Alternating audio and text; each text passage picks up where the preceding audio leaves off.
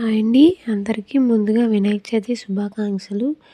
నేనైతే వినాయకుడిని పెట్టడానికి పాలవల్లి అయితే కట్టుకున్నాము. మేము పాలవల్లి అంటాము, మీరేమంటారు కామెంట్ చేయండి.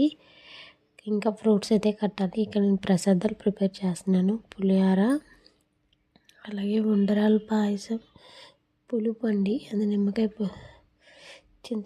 చింతపండు పులుపు అయితే వేసుకుంటున్నాను. పులిహోర కోసం అన్నీ ప్రిపేర్ అయిపోయి ఇవన్నీ ఉండ్రాల పాయసం చేశాను. కుడుములు, అలాగే పులిహోర. ఇప్పుడు అయితే మొత్తం అంతా డెకరేషన్ అంతా చేసేసానండి. డెకరేషన్ చేసేటప్పుడు వీడియో తీయలేకపోయాను.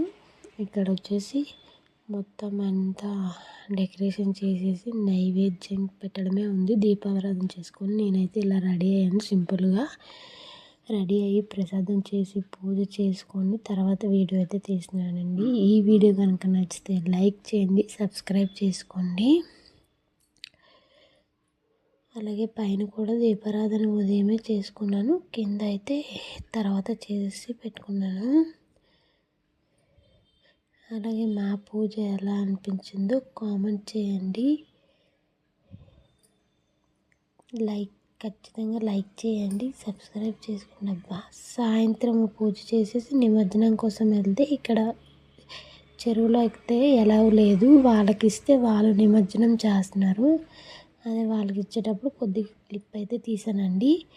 ఈ వీడియో నచ్చితే లైక్ చేయండి, సబ్స్క్రైబ్ చేసుకోండి, నా ఛానల్ని సపోర్ట్ చేయండి. ఓకేనా?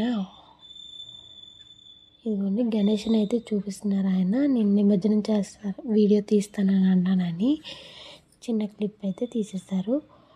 ఓకే, బాయ్ అండి.